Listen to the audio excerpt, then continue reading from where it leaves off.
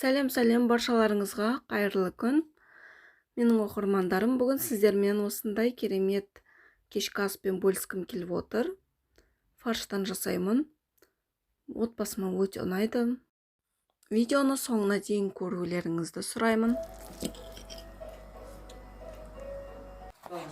Алдымен осылайша бір орташа типтес пиязымызды майдалап төрт-піштеп турап аламыз.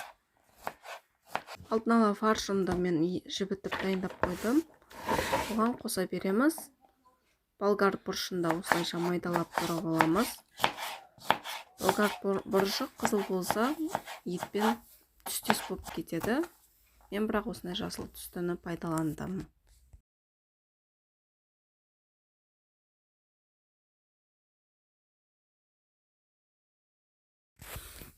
Енді картоптың кезегі келді. Картоптың осылайша теркадан өткіземіз үлкен жағынан.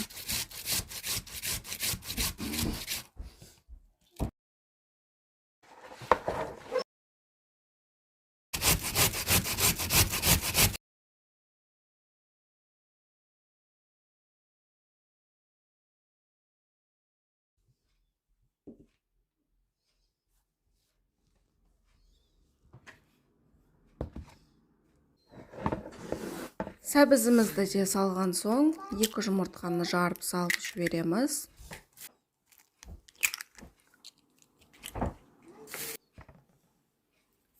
Тұз саламыз. Мен осылай жарты үлкен асық қасықпен жарты қасық салдым.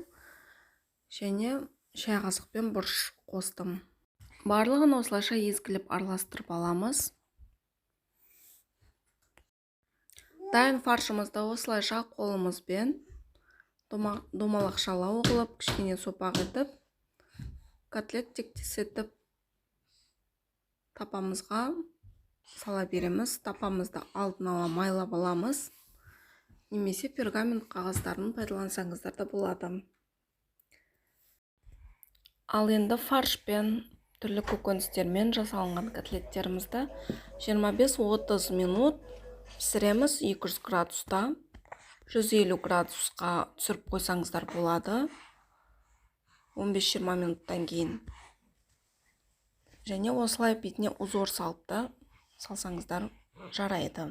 Ескертетін жайт, егер сіздің котлеттеріңіз өте үлкен көлемде болып жатса, онда оның пісуіне көп уақыт қажет болады. Ал міне духовкада піскен котлеттеріміз дайын болды. Кешкі асымызға осылайша маринадталған жуамен немесе басқа да гарнирлермен берсеңіздер болады. Пеште піскен тамақ өзінің бойында бүкіл пайдалы құрамын сақтайды. Сол себепті бұл өте бір пайдалы ас деп айта аламын. Көкөністермен, етпен дайындалған. Жасап көріңіздер, міндетті түрде сіздерге ұнайтыны сөзсіз. Пікірлеріңізді күтемін. Осындай ас жөнінде жасап көріңіздер, пікірлеріңізді айта отырыңыздар. Сіздер қалай жасайсыздар фарш пен тамақты духовкада?